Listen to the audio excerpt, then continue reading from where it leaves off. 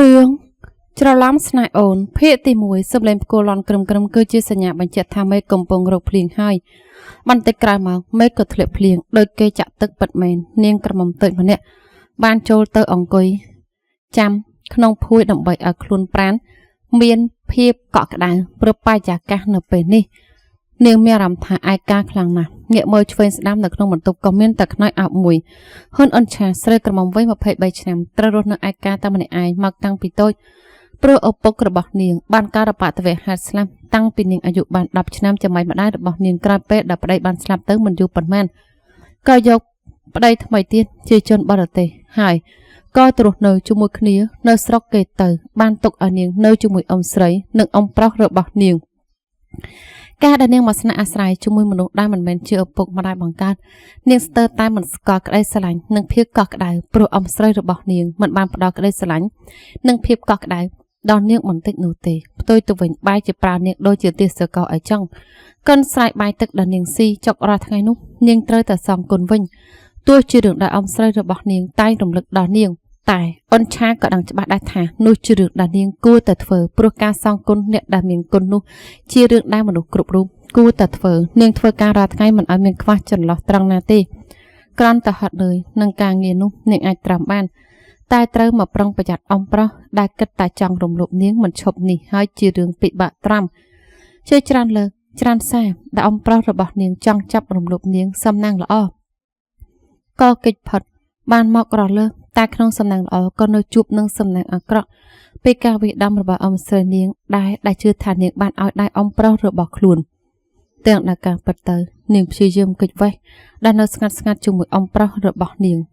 អនឆាប្រាស់ខ្លួនទៅមកនៅក្នុងភួយនាងដេកឲ្យលក់ដើម្បីកុំឲ្យគិតច្រើនបន្តិចក្រោយមកនាងក្រមុំក៏បានដេកលក់ទៅតែនាងដេកលក់បានបន្តិចតែប៉ុណ្ណោះស្រាប់តែភ្ញាក់ព្រឺតពេលដែលទៅជាបានលឺសូរដូចជាមានមនុស្សបើកទ្វារចូលមកអនឆាសម្លឹងមើលទៅមាត់ទ្វារបន្ទប់តែក៏គ្មានឃើញអ្វីខុសពីធម្មតាទេទ្វារនៅបិទជិតដូចដើមឬក៏យ៉ាងជាសັບទេនាងក្រមុំរអ៊ូម្នាក់ឯងមុននឹងងាកមកវិញហើយទាញភួយមកដដាប់បិទភ្នែកដេកបន្តប៉ុន្តែហើយនាងក្រមុំស្រែកឡើងមួយទំហឹងពេលមានដៃរបស់អ្នកណាម្នាក់លោកមកចាប់គូតរបស់នាងក្រមុំស្ទុះឡើងមើលទៅម្ចាស់ដៃនោះទោះបីជានៅក្នុងបន្ទប់បិទភ្លើងតែក៏មានពន្លឺភ្លើងជះពីខាងក្រៅចូលទៅខ្លះដែរទៅធ្វើឲ្យនាងគិតថាអ្នកដែលចូលមកក្នុងបន្ទប់របស់នាងទាំងយប់អាទិត្យនោះជាអ្នកណាអំបុកស៊ឺ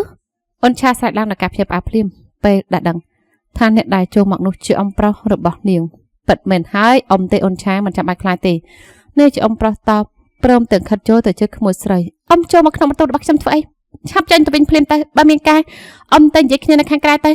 បាត់ពិសោធន៍កន្លងមកបានធ្វើនាងមិនអាចទុកចិត្តអ៊ំប្រុសរបស់នាងបានទេព្រោះគាត់គិតតែចង់លេបតបាក់នាងមិនឈប់ចង់ឲ្យអ៊ំទៅណាអូនឆាដឹងទេអ៊ំរងចាំឱកាសនេះមកយូរប៉ុណ្ណាហើយរងចាំពេលដែលបាននៅចិត្តក្មួយនេះជាអ៊ំប្រុសលោកដៃទៅប៉ះខ្លួនប្រាណរបស់ក្មួយស្រីដល់ថ្នាក់នាងក្រមុំត្រូវរំកិលថយក្រោយយ៉ាងភ័យខ្លាចនេះអ៊ំនិយាយឈឺស្អីរបស់អ៊ំនឹងឆាប់ចេញទៅភ្លាមបើមិនចេញទេខ្ញុំស្រែកហៅអ៊ំស្រីហើយស្រែកទៅស្រែកតែចោលអូនឆាទោះបីជាស្រែកដល់ស្លាប់មីកាចាស់នោះវាក៏មិនបានលឺដែរព្រោះពេលនេះវាមិនតាន់ត្រឡប់មកពីលេខវាទេហើយយប់នេះមីក៏ភ្លៀងទៀតវាប្រហែលមិនមកទេនៅទីនេះរហូតដល់ភ្លឺហើយនេះពេលនេះជាឱកាសរបស់ពួកយើងពីរនាក់ហើយមកធ្វើជារបស់អ៊ំតាមស្រួលទៅអ៊ំសូមធានាថានឹងនាំក្មួយទៅដល់ឋានសួគ៌7ជាន់តែម្ដងឬបាត់នេះបានធ្វើក្តីសង្ឃឹមយកឬខ្លួនរបស់នាងក្រមុំរលេខអស់មួយរំពេចបើសិនជាអ៊ំស្រីរបស់នាងមិននៅផ្ទះទេចុះអ្នកណាទៅដែលជួយឲ្យនាងគេចផុតពីអាកាចាស់លមបតណ្ហានេះបានទៅស្រែកនៅចិត្តខាងមកជួយក៏គ្មានប្រយោជន៍ដែរព្រោះសម្លេងភ្លៀងខ្លាំងថ្នាក់នេះគ្មានផ្លូវដល់អ្នកចិត្តខាងបានលឺនោះទេផ្លូវទៅមួយដែលយកឬខ្លួនបានគឺការតស៊ូដើម្បីខ្លួនឯងទោះបីជាដឹងថាសង្ឃឹមឈ្នះតិចតួចក៏ដោយតែវាក៏ប្រសើរជាងមិនធ្វើអ្វីសោះដែរមកនេះចាប់បានហើយមកឲ្យអ៊ំដាក់ទោសតាមសម្រួលទៅកាចាស់លមបកាបានអោបចង្កេះក្មួយស្រីជាប់ប៉ុនប៉ងចាប់នាងឲ្យបានទាំងកម្រៅក្នុងពេលដែលនាងខំប្រឹងរើបំរាស់យ៉ាងខ្លាំងរហូតដល់ដៃនាងស្រវាទៅចាប់បានពេលនាងមិនមកអង្គយកពេលសពងទៅលើក្បាលរបស់អ៊ំប្រុសថោកទាបរហូតដល់ដួលទៅលើឥដ្ឋជាឱកាសនាងរត់យកឬខ្លួនមីចង្រៃនេះជាអ៊ំប្រុសស្រែករំពងដល់ភាពឈឺចាប់ខណៈលើកដៃមកជូតឈាមចេញមុននឹងរត់តាមអូនឆាមិនយូរប៉ុន្មានក៏អាចចាប់អូក្មួយស្រីត្រឡប់ចូលមកក្នុងបន្ទប់វិញបានលែងយ៉ាងតែចង្រៃនាងខំប្រឹងរើបំរាស់អស់ពីកម្លាំងបានតែបន្តិចតែប៉ុណ្ណោះព្រោះកម្លាំងរបស់នាងកាន់តែថយចុះហើយឈួតមែននិយាយស្រួលមិនចង់ទេចូលចិត្តប្រើកម្លាំងណាស់ណោះបានចាំយើងបំពេញឲ្យចាស់នេះជាអ៊ំប្រុសថោកទាប បានដាល់មួយដៃទៅលើក្បាលពោះរបស់ក្មួយស្រីធ្វើនាងចកដល់ថ្នាក់ស្រែកមិនរួចអស់រិទ្ធទៀតហើយមែនទេបើអស់ហើយយើងនឹងបាននាំឡើងឋានសួគ៌អំប្រុសថកទៀតឡើងសង្កត់ពីលើខ្លួនរបស់នាងក្រមុំហើយថើបឈ្មោះឈ្មោលនាងយ៉ាងស្រេកឃ្លានអូនឆាព្យាយាមកិច្ចមុខចេញព្រោះតែភាពស្អប់ខ្ពើមទឹកភ្នែករបស់នាងស្រក់ចោះជោគចាំហើយក្តីសង្ឃឹមដែររួចផុតពីកណ្ដាប់ដៃរបស់អំប្រុសថកទៀតកាន់តែតិចទៅប៉ុន្តែដោយគេថាមនុស្សល្អគង់តែមានទេវតាជួយពេលដល់អំពូភ្លើងនៅក្នុងបន្ទប់របស់នាងត្រូវបានបើកបំភ្លឺព្រមជាមួយនឹងការបង្ហាញខ្លួនរបស់កាំងស៊ីតបុកស៊ូស្រែកចេញមកយ៉ាងភ្ញាក់ផ្អើលពេលដែលឃើញវត្តមានរបស់ប្រពន្ធដែលខ្លួនគិតថាមេឃកំពុងភ្លៀងមិនអាចត្រឡប់មកវិញបានគេបញ្ញាប់ក្រោកចេញពីលើខ្លួនរបស់ក្មួយស្រីភ្លាមផាច់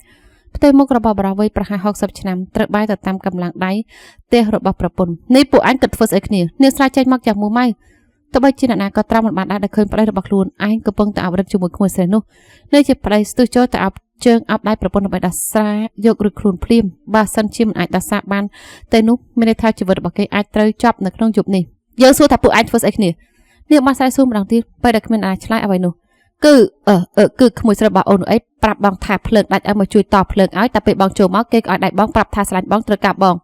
ហើយទីបងទៅអោបដូចតែអូនបានឃើញនេះហើយវាជាលេសដែលស្ដាប់មិនចូលហើយស្ទើរតែមិនអាចទៅរួចទេដែលស្រេចដូចជាអូនឆាមកឲ្យដៃតាកាចាស់ដូចជាគេនោះតែក្នុងពេលដែលអាសន្នបែបនេះមានតែវិធីមួយនេះទេដែលអាចយករួចខ្លួនបានហើយគេក៏ជឿថាប្រពន្ធគេល្ងងអាចជឿសម្ដីរបស់គេបានពិតមែនអស់ហើយចុះវាមានធ្វើអ្វីបងបានដែរទេកាំងស៊ីតជឿសម្ដីរបស់ប្តីដូចជាកូនក្មេងអញ្ចឹងមិនថាប្តីនាងនិយាយអ្វីទេជឿទាំងអស់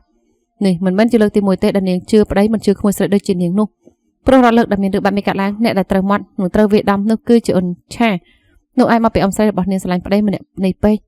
ទុកនាងគ្រាន់តែជាអ្នកបំរើម្នាក់នៅក្នុងផ្ទះនេះតែប៉ុណ្ណោះផាច់មីក្មួយចង្រៃនេះឯងថ្នាំធំចង់បានប្តីយើងផងមិនពិតទេអំស្រីខ្ញុំមិនបានធ្វើដោយតែអំប្រះនិយាយទេនាងព្យាយាមបោះស្រាយទៅទឹកភ្នែករួចហើយដើរទៅចាប់ដៃរបស់អំស្រីចាប់តែត្រូវអំស្រីរបស់នាងទាញចេញនេះឯងចង់ថាប្តីរបស់យើងកុហកអញ្ចឹងពិតមែនអំស្រីអំប្រះនឹងហើយដែលជាអ្នកលបចូលមកក្នុងបន្ទប់ខ្ញុំហើយគិតចង់ចាប់លបខ្ញុំនាងសម្រេចចិត្តនិយាយការពិតចេញទៅព្រោះបើមិននិយាយការពិតទេប្រកាសជាត្រូវអំស្រីរបស់នាងធ្វើបាបមិនឈប់ទេឯងកុហកផាច់អំស្រីនាងបានទេក៏ភ្លៀងនាងមួយដៃទៀតឯងចង់មកដាសាហើយក៏ទម្លាក់កំហុសឲ្យប្តីយើងយើងគ្មានថ្ងៃជឿសម្ដីក្មួយអាក្រក់ដូចជាឯងទេគ្មានសមត្ថភាពរកប្តីខ្លួនឯងទេអីបានជឿម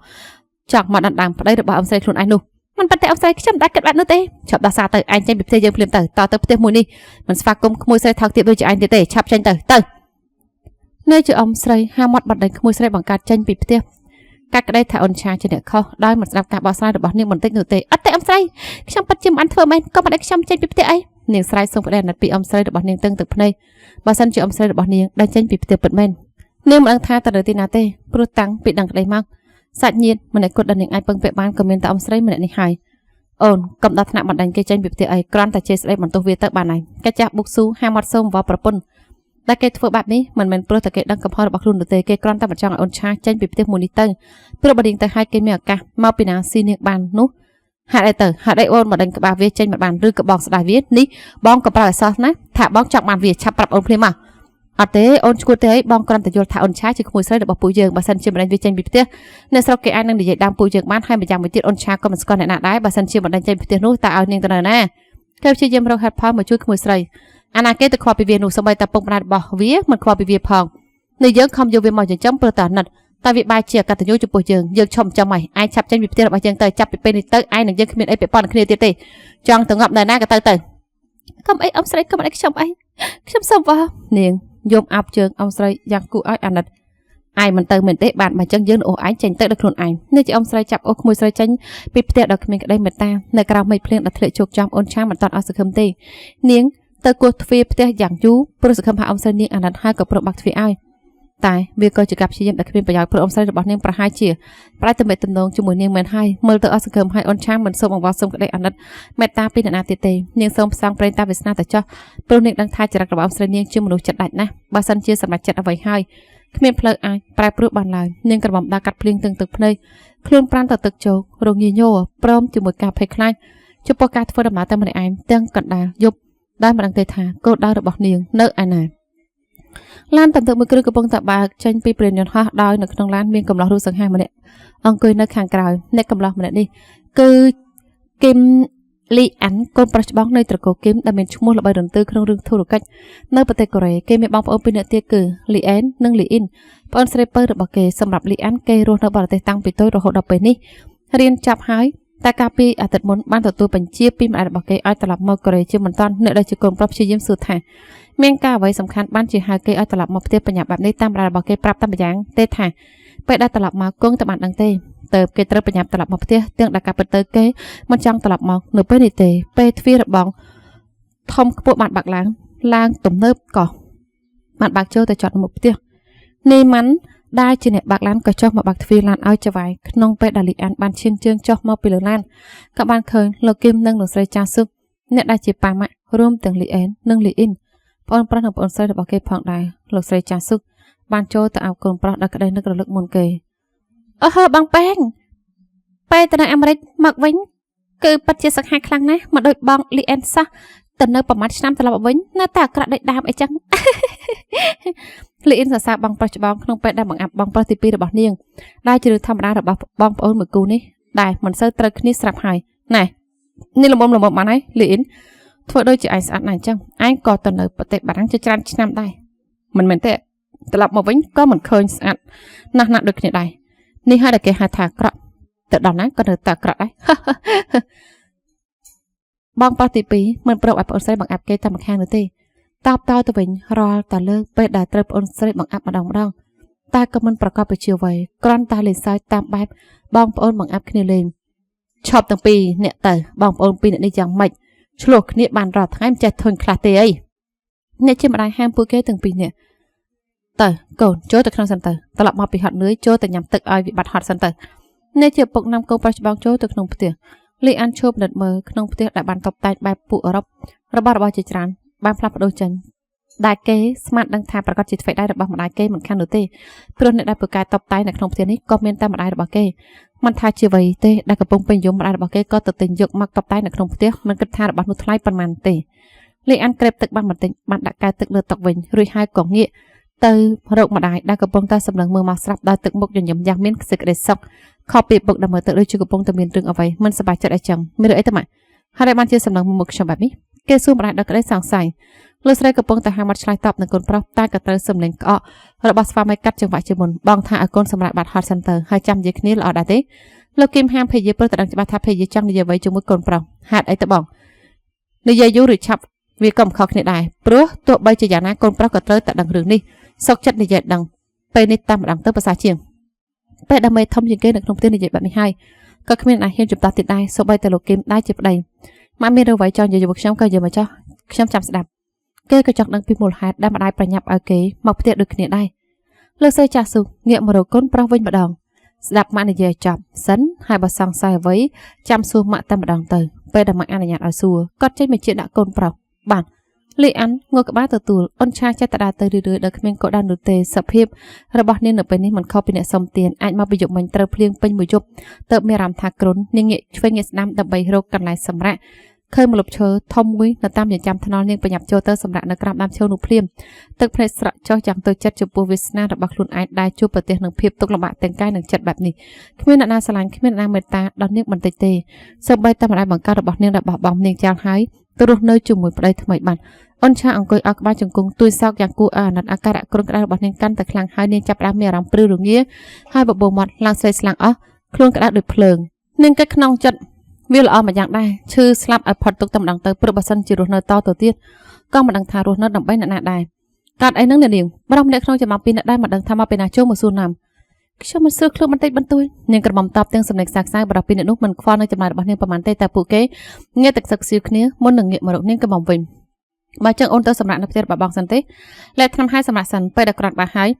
ចាំទៅទៀតក៏បានដែរបរោះម្នាក់នោះនិយាយទៀតចាស់មិនអីទេខ្ញុំមានអារម្មណ៍ថាក្រត់បាសហើយនាងកុហកព្រោះតែមិនទុកចិត្តពួកនោះណាកំឡែងខ្លួនពេកមើលបរោះអ្នកទៀតបាននិយាយម្ដងហើយដើរចូលទៅទីនាងក្រមុំឲ្យក្រោកឡើងនេះពួកអាចចង់ធ្វើអីលេងយើងភ្លាមទៅនាងព្យាយាមទាញដៃចេញពីដៃរបស់វាតែពេលនេះកម្លាំងរបស់នាងស្ទើរតែគ្មាននោះទេកុំខ្លាចអីអូនស្រីពួកបងគ្រាន់តែចង់រកសេចក្តីសុខជាមួយអូនបន្តិចបន្តួចតែប៉ុណ្ណោះអញ្ចឹងចាក់ឯអូននាងទៅចាក់ការក្នុងព្រៃនៅជិតនិមន្តទៅតែអត់លេងយើងទៅអាពុះចង្រៃនាងក្រមុំព្យាយាមរើបំរាស់ដោយភាពភ័យខ្លាចខ្សែភ្នែកមុតដែលពោពេញទៅដោយភាពពិបាកចិត្តបានសម្លឹងមើលផ្លូវនៅខាងមុខដោយទាំងពីរបានចាប់ចង្កូតឡានចាប់ដែលដកដង្ហើមធំចាប់រហូតមិនឲ្យគេពិបាកចិត្តបានយ៉ាងម៉េចបើមូលហេតុដែលម្ដាយគេហៅគេមកផ្ទះបន្តាន់ ก็เพราะแต่จองกับเกลิบกาจมูกยุ่งไหมนะก้นเส้นมัดเพลบอกก็ขนมไปปรำค่ายขมุกนี้ให้ได้หมัดมาสู้จะเก็บบนเตะถามจองเดียบการได้ดูก่อนมันตายปนหมกมัดระบาดใส่จมูกยุ่งไหมนะนู่อย่างนั้นสะอาดเดือกระเก็บแต่บันเคยพร้อมให้เนื้อสกมาบอกข้ามาเกลิบกาจมูกนี้บ้าน